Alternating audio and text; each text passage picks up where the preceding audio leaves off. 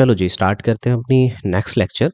और इसमें हम कोड सेटअप करेंगे और देखेंगे बहुत सारी चीज़ें जो आपको नहीं पता होंगी। और आज से हम ना थ्योरेटिकल पार्ट बंद कर देंगे, अब हम सिर्फ प्रैक्टिकल्स पे ज़्यादा ध्यान देंगे। ठीक है, अब तुमने इनफ थ्योरी समझ ली एचटीएमएल की, कैसे चलता है, क्या सारी चीज़ें हैं, है ना। चलो जी, देखो सबसे पहले क्या कर लेना है, मैंने लाइव सर्वर डाउनलोड कर लेना है, मतलब सॉरी वीएस कोड डाउनलोड कर लेना है। चलो जी, मैंने वीएस कोड डाउनलोड कर लिया। ओके, बढ़िया है। अब देखो, जैसे ही वीएस कोड डाउनलोड करोगे सेटिंग्स पे जाना है, एक्सटेंशन पे जाना है। और एक्सटेंशन में जाके क्या करना है, यहाँ पे लाइव सर्वर डाउनलोड कर लेना है। मतलब यहाँ पे अगर मैं लिखूँगा लाइव सर्वर, ओके, तो ये जो लाइव सर्वर है ये तुमने डाउनलोड कर लेना, मतलब इंस्टॉल कर लेना। ओके, बढ़िया। अब लाइव सर्वर के बाद वीएस कोड आइकन्स कर लेना है। कैसे, यहाँ पे लिखना है VS code icon, VS code ये आगे आइकन, ये तुमने इंस्टॉल कर लेना है ना, वीएस कोड आइकन। ओके, ये अरे भाई, हाँ, ये तुमने इंस्टॉल कर लेना है। ठीक है, और फिर तुमने इंटेलिसेंस, ठीक है। अब द इंटेलिसेंस क्या है, तुमने ये क्या करना है, देखो जनरली क्या होगा जब हमें कहाँ पे कंफ्यूजन होती है कि मैं यहाँ पे लगा देता हूँ for C S S. Okay, हाँ, ये तुमने इंस्टॉल कर लेना है। अब देखो, ये पहले समझो सारी चीज़ों के बारे में कि ये एक्चुअल में है क्या। देखो सबसे पहले लाइव सर्वर क्या करता है कि जो मैंने कोड लिखा है, जो मैं अभी एचटीएमएल कोड लिखूंगा, मैंने कल तुम्हें पिछली वीडियो में क्या बताया कि सारा सब कुछ कैसे स्टेप चलते हैं वो समझ में आया होंगे। तो वहाँ पे एक प्रोसेस होता है कि प्रिंटिंग से हमारा आउटपुट प्रिंट होता है। तो लाइव सर्वर क्या करता है कि मेरे सारे कोड को ब्राउज़र तक ले जाने के लिए हेल्प करता है। तो जो मैंने लोकल पे जो मैं कोड लिखूंगा, इसे मेरे ब्राउज़र तक कौन लेके जाएगा, कौन मेरी हेल्प करेगा, जो कि है मेरा लाइव सर्वर, जो कि है मेरा लाइव सर्वर। ओके, समझ में आया।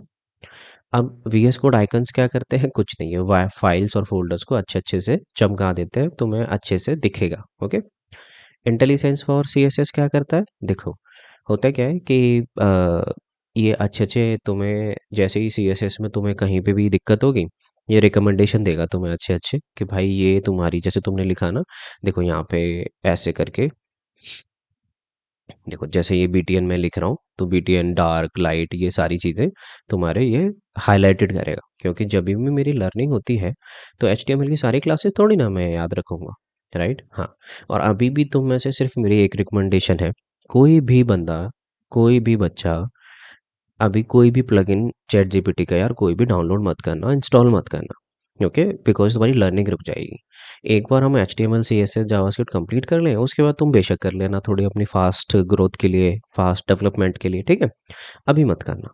ओके, अब प्रोजेक्ट कैसे बनाएं पहले वो देख लेते हैं। देखो मैंने तुम्हारे सामने एक फ़ोल्डर बनाया था जब हम कोर जावा पढ़ रहे थे स्पार्क 2.0 में, कि कोर जावा, फिर मैंने इसी में एक H T M L folder बना दिया, और मैंने वी एस कोड में इसको फाइल्स में गया और ओपन फ़ोल्डर करके मैंने वो सेलेक्ट कर लिया।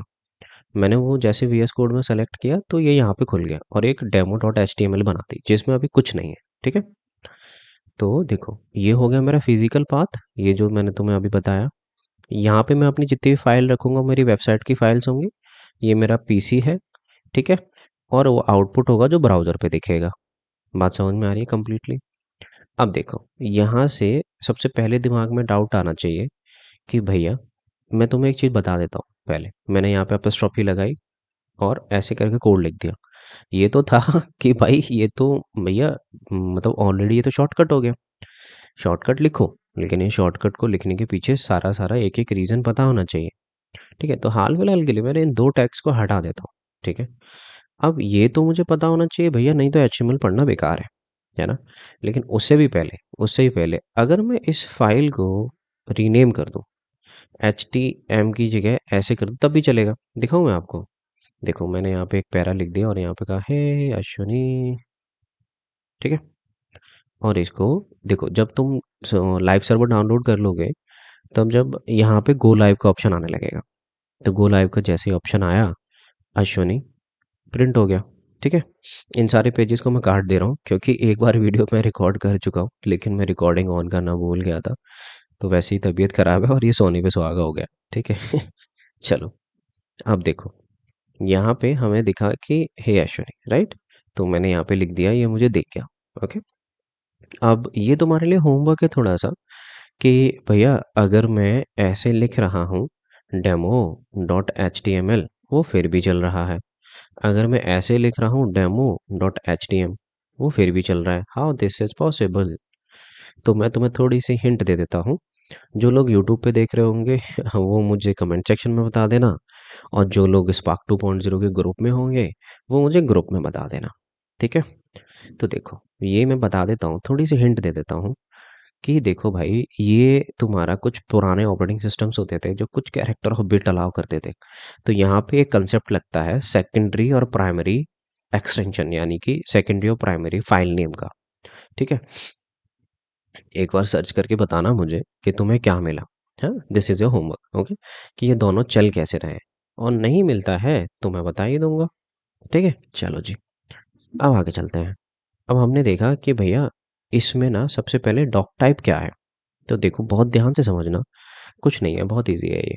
देखो, होता क्या है जनरली कि जब भी मैं अपना कोई कोड लिखता हूँ, देखो ये मेरा कोई कोड है ना? मैंने मान लो कि यहाँ पे लाइंस ऑफ कोड लिख रहे हैं, पैराग्राफ लिख दिया, है ना? मैंने टेक्स्ट एरिया बना दिया। ये जो टेक्स्ट का नाम ले रहा हूँ, अगर नहीं समझ में आए तो कोई बात नहीं है, बट तुम ऐसा समझो कि मैं HTML का कोड लिख रहा हूँ, है ना? तो तुम्हें याद होगा, मैंने जब तुम्हें पिछली वीडियो में HTML कैसे चलता है वो बताया था, तो वहाँ पे पार्सिंग होती थी, है ना? पार्सिंग होती थी, और पार्सिंग के थ्रू जब हम सारी चीज़ें करते थे तो वो ब्राउज़र पे प्रिंट होता था। तो क्या मैं ऐसा कह सकता हूँ कि ब्राउज़र में मेरा पार्सर होता है? ठीक है, ब्राउज़र में मेरा पार्सर होता है, ऐसा कह सकता हूँ मैं? हाँ, सारी चीज़ें ब्राउज़र में होती हैं, है ना? तो मैं कह सकता हूँ कि ब्राउज़र रिस्पॉन्सिबल है पार्सिंग के लिए, मतलब ब्राउज़र में पार्सर होता है। हाँ, तो देखो, यहाँ पे HTML4 के बाद HTML5 आई है। हाँ, और ये जो टैग आया है वो HTML5 का है। ठीक है भैया, इतना समझ में आ गया। तो देखो, जैसे जब भी तुम रियल लाइफ में काम करोगे ना, तो तुम्हें एक जो टैग है जो मेरे को बहुत परेशान करता है, देखो जब भी मैं ऐसी चीज़ों पे काम करता हूँ तो मैं तुम्हें बताता हूँ कि मैं ऐसे ना यूज़र को ऐसे एक ब्रैकेट देता हूँ, और मतलब ऐसे एक एरिया देता हूँ, और यहाँ पे तुम देखो कभी कभी वेबसाइट पे आता है डेट पिकर, है ना? तो यूज़र क्या करता है, इस पर क्लिक करता है, इस पर क्लिक करता है और डेट सेलेक्ट कर लेता है। तो जब वो इस पर क्लिक करता है तो एक डेट पिक करने के लिए ऐसे कुछ खुलता है। ये इतना परेशान करता है इन डेवलपमेंट कि कभी कभी अब नॉर्मल बिहेव करता है। पता है क्यों? Not only about date picker, मैं तुम्हें एक टैग का एग्जांपल लेके समझा रहा हूँ। HTML5 में किसी और तरीके से चलेगा और HTML4 में किसी और तरीके से चलेगा। जैसा तुम चाहोगे वैसा बिहेव नहीं करेगा। क्यों? अगर तुम ये डॉक टाइप, डॉक जो हमने ये डॉक टाइप लगाया है, ये अगर तुम लगाना भूल गए, कैसे? देखो, ये क्यों लगा है सबसे पहले, अगर ऑटो भी मैं ऐसे कमेंट कर रहा हूँ, ऐसे में लिख रहा हूँ, तो कंपाइलर जो है मुझे VS कोड में ऐसे क्यों सजेस्ट कर रहा है? ये VS कोड मुझे ये लगाने के लिए क्यों सजेस्ट कर रहा है?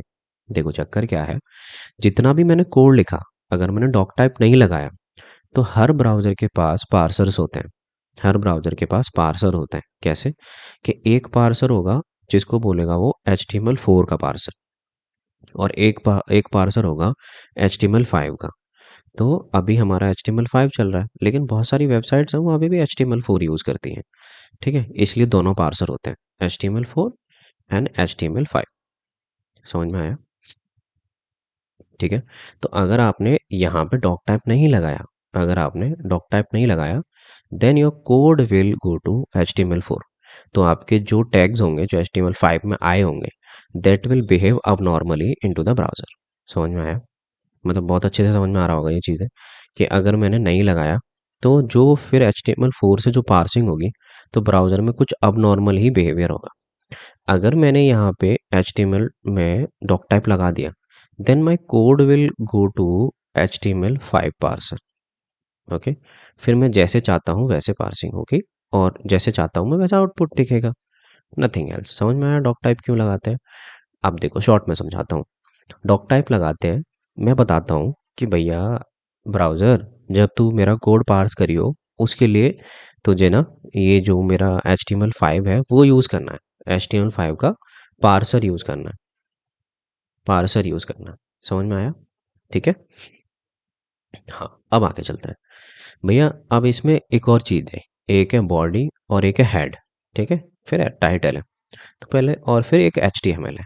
देखो, देखो सबसे पहले अब H T M L discuss करते हैं। देखो जितनी भी हमारी चीज़ें होंगी, जितनी भी हमारी चीज़ें होंगी, ओके, हम क्या करेंगे, जितना भी हमारा टैग एलिमेंट जो भी हम लिखेंगे वो हम सब एच टी एम एल के अंदर लिखेंगे। एक होता है हेड और एक होता है बॉडी, ओके। तो ये आउटर एरिया तुम्हारा होता है एच टी एम एल, बस ये स्ट्रक्चर देने के काम आता है, बताने के लिए कि ये एच टी एम एल का कोड है, ओके। ये होता है तुम्हारा हेड और ये होता है तुम्हारा body. I hope you are getting it, okay. अब ये दोनों क्यों रखे गए, ये दोनों क्यों रखे गए, डायरेक्ट एक ही में तो काम कर सकते थे, ये भी क्वेश्चन आ सकता है कि बॉडी में क्यों रखे गए, हेड में क्यों रखे गए, इंटरव्यू पूछ सकता है दो सेक्शन क्यों है। तो इसका आंसर मैं दे देता हूँ। देखो, मानो मानो मैंने कोई कोड लिखा, मैंने मैं इसी को कॉपी कर लूँ, नहीं छोड़ो, मैंने कोई एक एच टी एम एल का कोड लिखा, ओके। अब कुछ कोड मैं यहाँ पे लिख रहा हूँ, ओके, ऐसे मैंने कुछ बॉक्सेस बना दिए और मैंने ऐसे कुछ टेक्स्ट एरियाज वगैरह बना दिए। तो इसमें से कुछ कोड है। अब ये मेरा ब्राउज़र है, तो जितना भी कोड होगा वो तुम्हारे ब्राउज़र पे लोड होता है, मतलब जाएगा प्रिंट और सारी प्रोसेसिंग यही होगी, हाँ। लेकिन ब्राउज़र में एक जगह होती है, हर जगह है, जब आप पढ़ोगे तो उसको कहते हैं मेमोरी। क्या कहते हैं, मेमोरी। तो कुछ ऐसी टैग्स, कुछ ऐसे मेथड्स, मतलब जो टैग्स हैं, मैं चाहता हूँ पहले मैं चाहता हूँ कि डायरेक्टली मेरे ब्राउज़र पे लोड ना हो, जब ब्राउज़र को रिक्वायरमेंट हो तब आए। मतलब क्या कहना चाहते हो सर आप, कि अगर मैं चाहूँ तो मैं ऐसा कर सकता हूँ कि जो भी मेरी प्रॉपर्टीज़ हैं वो पहले मेरे मेमोरी में जाएंगी, और जब वो ब्राउज़र को रिक्वायरमेंट होंगी तब मैं ब्राउज़र को दूंगा, ओके। अच्छा, और मैं अपना बिहेवियर भी चेंज कर सकता हूँ कि मैं डायरेक्ट मेमोरी में ना देके मैं ब्राउज़र को दे सकता हूँ। ओ, तो देखो इससे क्या समझ में आता है कि आप क्या करो आप क्या करो कि भाई जो भी चीज़ें आप हेड में लिखोगे, जो भी चीज़ें आप हेड में लिखोगे वो पहले मेमोरी में लोड होती हैं, फिर वो ब्राउज़र को दी जाती हैं। और जो भी चीज़ें आप बॉडी में लिखोगे वो डायरेक्टली ब्राउज़र को दे दी जाती हैं। समझ में आया। देखो, जो भी चीज़ आप हेड में लिखोगे जो भी चीज़ आप हेड में लिखोगे वो पहले ब्राउज़र में मेमोरी में लोड होती हैं, तो वो पहले ब्राउज़र की मेमोरी में लोड होती हैं, ओके। अब देखो, मानो कि कुछ ये वाला कोड है, ये कोड है, ठीक है। मुझे ये वाला जो कोड है मुझे डायरेक्टली ब्राउज़र को देना है, यहाँ बॉडी में दे दो। आप बॉडी में लिख दो, ये ब्राउज़र पे आके ऑटोमेटिकली प्रिंट हो जाएगा, आपको पता है, दिख जाएगा। मुझे अब ये कोड पहले हेड में डालना है, मतलब पहले मेमोरी में डालना है, फिर ब्राउज़र को देना है, तो आप हेड में लिख दो, सिंपल है, बस। कोई दिक्कत नहीं है। अब कौन सी चीज़ें हेड में लिखते हैं कौन सी नहीं लिखते वो उसके बारे में हम बात करेंगे। अब देखो, ये बॉडी हेड एचटीएमएल क्लियर है। अब एक आता है टाइटल। तो मानो कि मैंने यहाँ पे लिख दिया जीनी Ashwani, okay, code for success, ठीक है। अब मैं इसको दोबारा से रन करता हूँ, ठीक है। ये देखो, आज मैं तुम्हें कुछ नई चीज़ें बताऊंगा इसके बारे में। देखो, मैंने लिखा जीनी अश्वनी कोड फॉर सक्सेस, है ना। अब यहीं अब यहीं मैंने एक चीज़ देखी कि जो मैंने यहाँ पे लिखा, है ना, वो यहाँ पे प्रिंट हो रहा है, वो यहाँ पे प्रिंट हो रहा है ना। लेकिन ये काम सिर्फ इतना ही नहीं है, ये इसका काम सिर्फ इतना ही नहीं है, इसका काम और भी ज़्यादा है। जैसे मानो मैंने डाला अमेज़न यूएस, ठीक है, ये अमेज़न यूएस की वेबसाइट है ना। तो अभी तुम्हें मैं एक चीज़ दिखाता हूँ, इंस्पेक्ट, ओके। तो इन्होंने ये अपने हेड में ही डाल रखा होगा, टाइटल में, इन्होंने ये अपने टाइटल में डाल रखा होगा। कहाँ गया इनका टाइटल, ज़्यादा नीचे आ गया अपन, ऊपर चलते हैं, ये रहा हेड, ठीक है। अब दिखाना मेरे साथ में, देखो, अमेजोन डॉट यूएस। तो अभी जब हमने सर्च किया था तो ये यहीं पे आया था, हाँ। तो इससे तुम्हारा एक पॉइंट क्लियर हो गया कि ये एसईओ के भी काम आता है ना, कि जो मैं दिखूंगा वो सर्च ऑप्टिमाइजेशन के भी काम आता है। तो ये हेल्प करता है गूगल को पेज फाइंड आउट करने में, ठीक है। तो एसईओ क्या होता है, कैसे चलता है, एक बार पढ़ के आना, ठीक है। अब दूसरी चीज़ देखो, अगर मैंने यहाँ पे अपनी वेबसाइट पे ऐसे लिखा टाइटल पे तो प्रिंट हो रहा है, और अगर मैं इसको बुकमार्क करूँगा तो ऑल बुकमार्क जीनी अश्विनी कोड फॉर सक्सेस, तो जो मैंने टाइटल में लिखा है उसी नाम से बुकमार्क भी होता है। क्या ये पता था? नहीं पता है तो बताना मुझे। ठीक है, तो किसके काम आता है? पहले पेज पे नाम दिखाने के लिए एसईओ के और बुकमार्क के। ओके, एक चीज़ रह गई तुम्हारी, लैंग्वेज, है ना? तो देखो, मैंने बोला कि यहाँ से अगर मैं इंस्पेक्ट करता हूँ तो देखो यहाँ पे तुम्हें लैंग्वेज दिख रही है ये, और जब मैंने तुम्हें अमेज़न यूएस खुलवाया था और मैंने यहाँ पे इंस्पेक्ट किया तो तुम्हें यहाँ पे कौन सी लैंग्वेज दिख रही है? यहाँ पे कौन सी लैंग्वेज? यूएस। तो ये बताता है कि भाई ये वेबसाइट कहाँ चल रही है, किस लैंग्वेज में लिखी गई है, ताकि इजीनेस हो थोड़ी सी। ओके, तो यहाँ पे तुम इंग्लिश इंडिया भी लिख सकते हो। ओके, और कुछ नहीं है ये। तो आई होप तुम्हें ये सारे टैग समझ में आए हो कि डॉक टाइप एचटीएमएल क्या है, लैंग्वेज क्या है, हेड क्या है, बॉडी क्या है, एचटीएमएल क्या है, और दो टैग्स क्यों हैं, बॉडी और ये एचटीएमएल। और ये तुम्हारे लिए होमवर्क है कि ये एचटीएम और एचटीएमएल दोनों कैसे चलते हैं, राइट? चलो जी, अब नेक्स्ट से हम थोड़ा सा और काम करेंगे नेक्स्ट वीडियो में। Okay, I will see you in next class. चलो बाय।